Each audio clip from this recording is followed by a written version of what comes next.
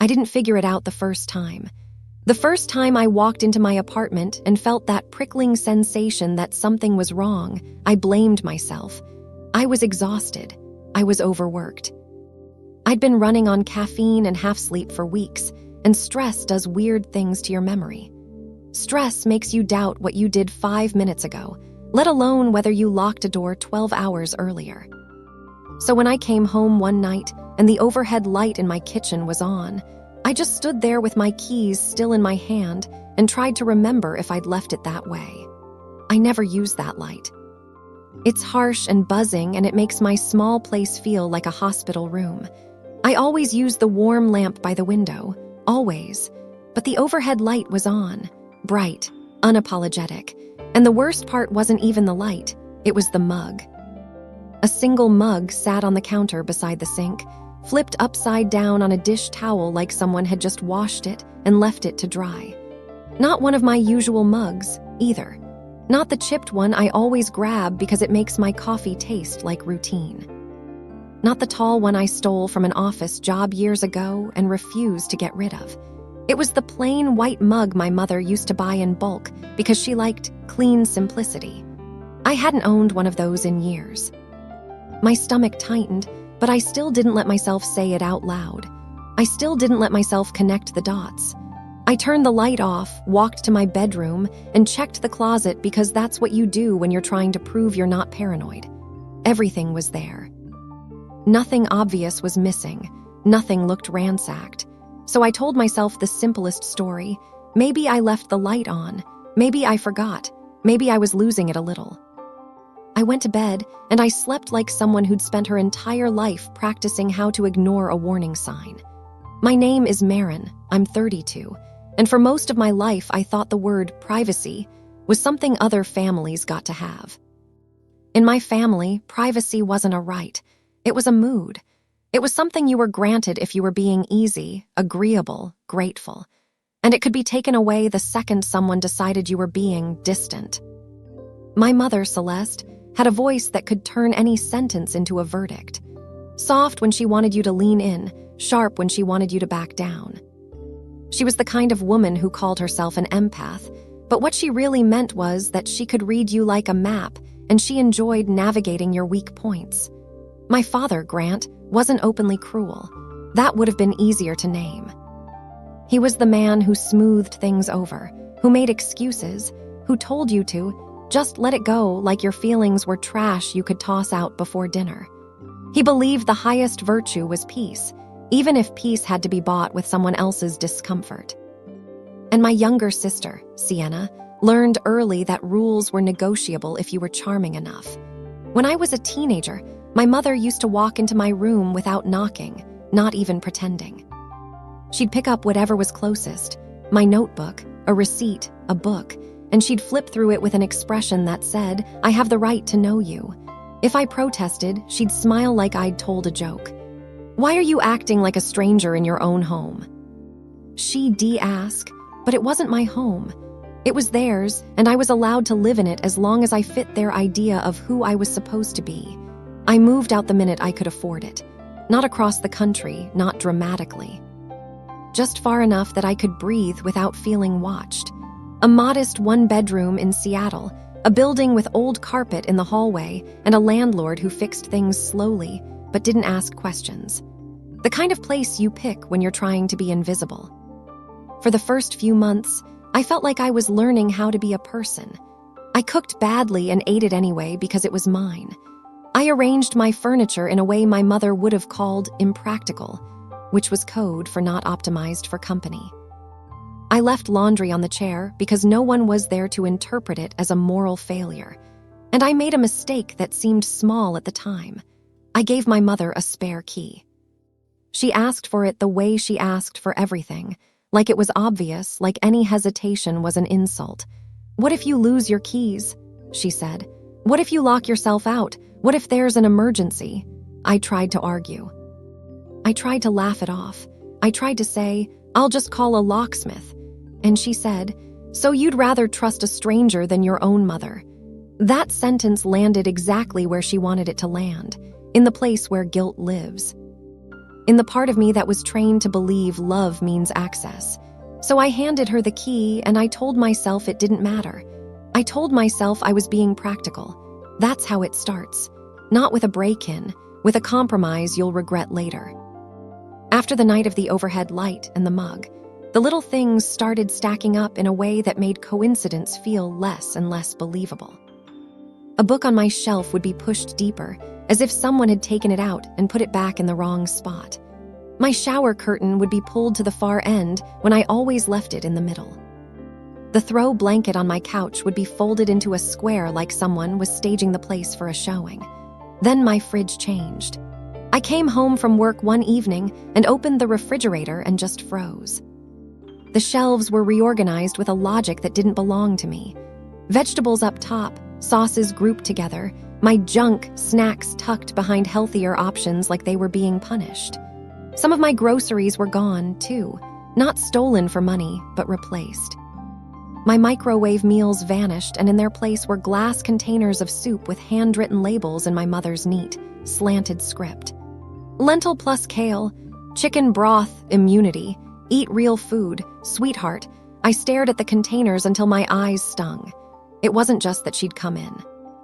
It was the message embedded in the rearrangement. You don't know how to live. I'm still managing you. Your home is an extension of mine. My hands shook as I shut the fridge. I could feel the familiar tug-of-war in my chest, the one that always showed up when my family crossed a line. One part of me wanted to call and scream. Another part wanted to apologize for being upset. I called anyway. My voice came out steadier than I felt. "Did you come into my apartment?" My mother answered like she'd been expecting the call. "Oh, honey, yes, just briefly. I was in the neighborhood and I hadn't heard from you. How did you get in?" Silence for half a second, then a light laugh. "With the spare key, Marin, don't be silly. I need you to stop doing that." Her tone softened the way it did when she wanted to sound wounded. "I'm your mother. I'm not doing anything. I'm helping. I'm worried about you." I didn't ask for help. "And that's the problem," she said, like she was diagnosing an illness. "You isolate, you pull away, you get secretive." The old word surfaced in my mind like a bruise. Ungrateful. I swallowed. "I need my key back." Now her softness sharpened. "After everything I do for you. After I drove all the way there just to make sure you were okay, you want to punish me." "I'm not punishing you," I said. "I'm setting a boundary." She exhaled, dramatic, controlled. "Families don't have boundaries," she said. "Families have love." Then she ended the call, which was her way of reminding me she could withdraw affection like oxygen. I stood in my kitchen staring at my phone, feeling like I'd just tried to push a boulder uphill and gotten crushed for my effort. The next day, I went to the hardware store and bought new locks. It felt extreme while I was doing it. It felt like betrayal while I handed the old locks to the clerk and waited for the replacements. But my therapist, who I'd started seeing 6 months earlier for work stress that turned out to be everything else, had said something that stuck to me like a warning label. "When people don't respect small boundaries," she'd said, "they won't respect big ones." So I changed the locks. I didn't tell my parents. I didn't tell my sister. I just did it. For about a week, I relaxed. Then one night, my phone buzzed with a message from Sienna. "Lol, your locks are different. Mom's pissed." My blood ran cold. I called my building's maintenance line immediately, trying to keep my voice from cracking as I asked a question I already knew the answer to. "Has anyone been let into my apartment recently? Anyone besides maintenance?" The guy on the phone sounded bored. "Oh yeah, your mom came by," he said. "She said you weren't answering and she was worried. We can do a wellness check if a family member." "Did you let her in?" I interrupted. He hesitated. "I mean, she's your mother." That sentence again. Like it was a master key. Like biology was a permission slip. I hung up and sat on my couch with my heart hammering. My locks didn't matter because the building itself had become part of the problem. They didn't need my key if they could convince someone else to hand them access. And then the weirdest part happened. 2 nights later, I came home and my tiny indoor security camera, the one I'd bought on impulse after the fridge incident, was turned toward the wall. Not unplugged, not broken. Just politely redirected away from the room. I stood in the doorway staring at it, and something inside me went very still. Because whoever did it knew exactly what it was. They knew what it was for. And they wanted me to know they could neutralize it without leaving a mess. I walked up to the camera and checked the footage. There was a gap. A clean gap, like the camera had stopped recording for 30 minutes and then resumed. No glitching, no errors, just missing time. Someone had walked into my apartment, disabled the camera, moved around, and then turned it back on. I sat on the floor and pressed my palm against my forehead like I could hold my thoughts inside my skull. My body felt like it was remembering childhood all over again. The feeling of having no safe space, no corner that belonged to me. I didn't call my mother that night. I didn't call anyone. I did what I always did when I was scared. I planned. The next morning, I asked my landlord, in writing, for their policy on granting entry to non-tenants. They replied with a vague paragraph about emergencies and family concerns. No apology, no acknowledgement, just language that made my stomach twist. I realized something then that hurt in a way I hadn't expected. My family wasn't going to stop, not because they couldn't understand, but because they didn't agree that I had the right to say no. And as long as they believed they were the good guys, every boundary I set would be rebranded as proof that they needed to intervene. That's the trap with controlling people who insist they're loving. The more you resist, the more they claim you're unstable. And the more concerned they become, the more justified they feel. So I stopped trying to win an argument they weren't having in good faith. I started looking for a way out. Not dramatic, not theatrical, just practical distance. The kind of distance you can lock. I toured buildings during my lunch breaks and after work. I looked for security features like someone shopping for armor. Key fob entry, cameras, doormen. Policies that didn't bend when someone cried convincingly. I found a place that felt like overkill for a person like me. A mid-rise with controlled access, elevators that required a fob, and a front desk that asked for ID like it meant it. The leasing agent walked me through a unit with clean floors and thick walls, and I felt something unexpected. Relief. Not happiness. Not excitement. Just the deep relief of imagining a door that stayed closed when I wanted it closed. I signed the lease the same day. I didn't tell my parents. I didn't tell Sienna. I didn't post about it. I didn't even tell coworkers. I told 2 friends, Talia and Ben, because I needed help and because I knew they wouldn't leak it accidentally. We moved at night.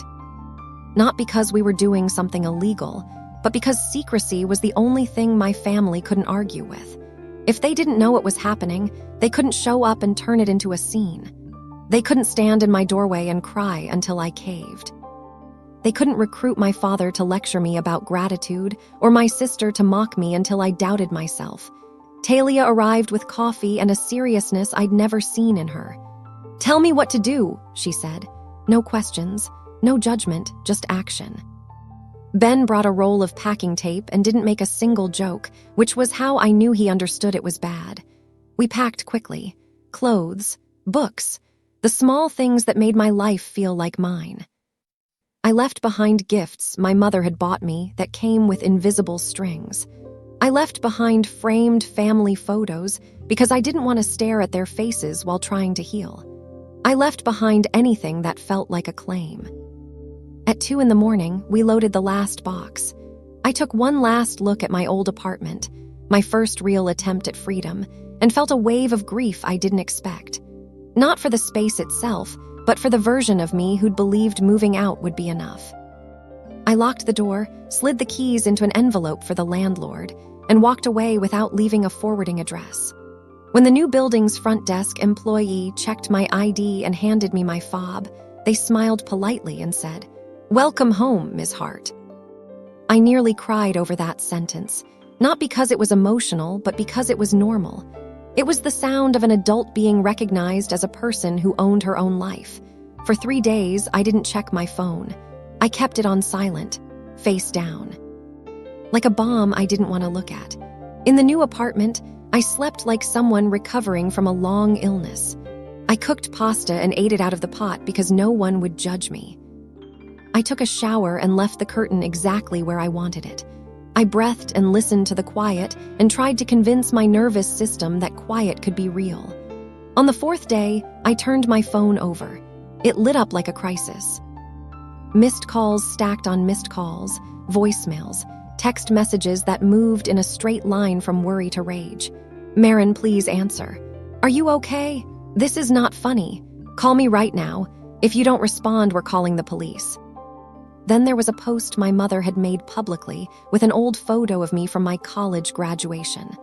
"My daughter is missing. Please pray. If anyone has seen her, message me immediately."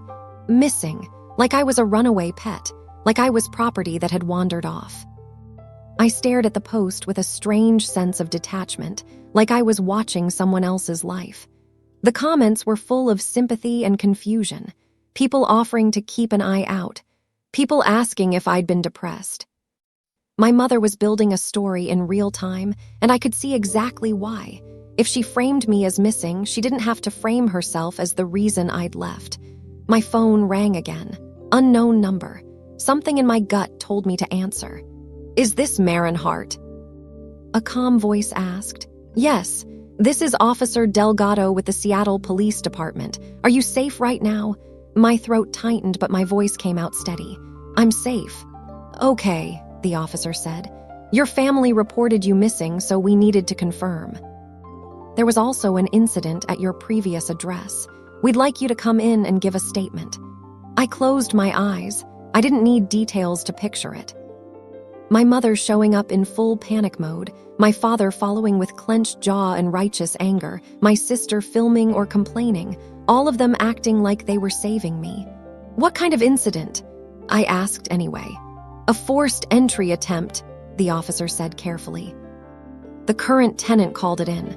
Of course they did, because my family doesn't knock. They don't wait. They don't accept closed doors. They treat any boundary as a dare. I agreed to go in. At the station, the air smelled like stale coffee and disinfectant. The fluorescent lights made everyone look tired, like life had been leached of color. They led me into a small room, and there they were. My mother's eyes were red, mascara smudged, tissues clutched in her hands like props. My father stood behind her with his arms crossed, looking like a man who believed he was being wronged. Sienna sat in the corner, scrolling her phone with that bored expression she used when she wanted to pretend she didn't care. The second my mother saw me, she stood so fast her chair scraped back. "Oh my God," she gasped. "Where have you been? We thought you were dead." The accusation hid inside the panic. "You did this to us. You made us suffer." I didn't hug her. I didn't step forward. I simply sat down across from them because I'd learned that distance was sometimes the only language people understood. "I moved," I said. My father's face hardened instantly. "You moved without telling us," he said, like it was a crime. The officer stepped in then, a woman with a clipboard and a neutral expression that felt like safety. "Ms. Hart is an adult," she said. "She is not legally required to disclose her location to her family." My mother made a sound like the officer had slapped her. "But she wouldn't answer," my mother insisted. "Any mother would worry." The officer nodded once, curt. "Worry doesn't justify what happened at her previous residence," she said. "According to the report, someone attempted to access a window and a balcony. The current resident believed it was a burglary in progress." "That's ridiculous," my father snapped. "We were trying to help our daughter." Sienna finally looked up and rolled her eyes. "Seriously, Marin, why are you doing this? You could have just texted." I looked at her and felt a cold clarity settle over me. "You knew," I said quietly. "You knew they were going into my apartment." She shrugged like it was nothing. "Mom gets worried. It's not that deep." The officer's gaze moved between us. "Ms. Hart," she said, "do you want to formally document unwanted contact or trespass concerns?" My mother's mouth fell open. "Document?" she repeated, outraged. "I'm her mother." "And she's an adult," the officer replied evenly. "Family status does not override consent." My father leaned forward, lowering his voice like he was trying to bring me back into line. "Marin," he said, "don't make this a bigger problem than it is." I almost laughed because I finally saw it for what it was. He didn't want me safe. He wanted things quiet. "You made it a bigger problem," I said. You called the police. You tried to break into someone else's home. My mother's voice shook. We were desperate. You disappeared. I left, I corrected, because you wouldn't stop coming into my home. Her face twisted like I'd said something cruel. We came because we love you. I felt something in my chest loosen, like a knot finally giving up. No, I said softly. You came because you don't believe my life belongs to me. Silence. The officer slid a form onto the table. This is a written notice documenting expectations, she said. It's not a restraining order, but it creates a paper trail. If behavior escalates, that record matters. My mother stared at the paper as if it were a death sentence. My father looked furious but trapped. Sienna's posture shifted for the first time. Not fear, exactly, more like embarrassment. Like consequences were real now, and that offended her. I spoke clearly, slowly, like I was reading my own life back into existence. You will not come to my home, I said. You will not contact my landlord, my building, or anyone connected to where I live. If we meet, it will be in public, and you will not access my mail, my accounts, or my belongings again. My father scoffed. That's extreme. It's adulthood, I said. My mother's lips trembled. She looked small for a moment, and it almost worked on me. It almost reached into that old training and pulled me back. Then she whispered, raw and sharp, I miss when you needed me. There it was, the truth finally said out loud. Not love, not worry, need, her need to be needed. I held her gaze. You can still be in my life, I said, but you don't get access to me like a house key. The officer watched them sign. My father signed with a stiff hand, like he was signing under protest. My mother signed last, glaring at the paper as if it had personally betrayed her. Sienna scribbled her name quickly, annoyed, like she wanted it over with. When it was done, I felt a strange calm. Not victory, not triumph, just the quiet relief of having reality documented by someone outside the family narrative. Outside, the air was cold and clean. The city kept moving. Cars passed. People laughed somewhere down the block. Life continued, indifferent to my family's drama, which felt like a gift. Over the next few weeks, things got quieter. Not magically better, not healed, but quieter. My mother sent long texts that tried to pull me into debate. My father sent shorter ones that tried to shame me. Sienna sent a meme once, like she wanted to pretend nothing happened. I didn't argue, I didn't explain, I started living. I met them in public a few times, and I left the moment the conversation turned into manipulation. I didn't raise my voice. I didn't plead for understanding. I just stood up, said, I'm going now, and walked out. And back in my apartment, nothing changed unless I changed it.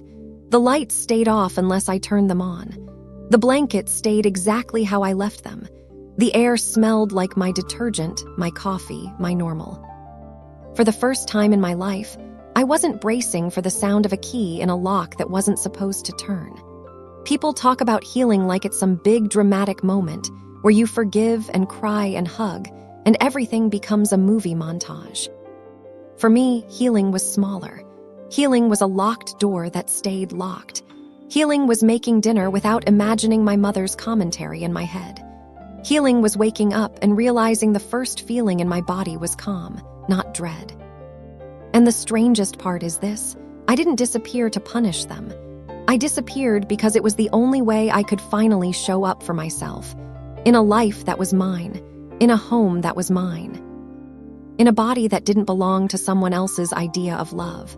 So if you're listening to this and you recognize that creeping feeling, the one where concern starts looking like surveillance, where help starts sounding like entitlement, I need you to hear me clearly. You're not crazy for wanting space. You're not cruel for wanting privacy. And if the only way to make your boundaries real is to make them enforceable, then you're not overreacting. You're waking up. And sometimes the safest kind of freedom is the quiet kind. The kind that sounds like nothing at all, because no one is breaking in anymore.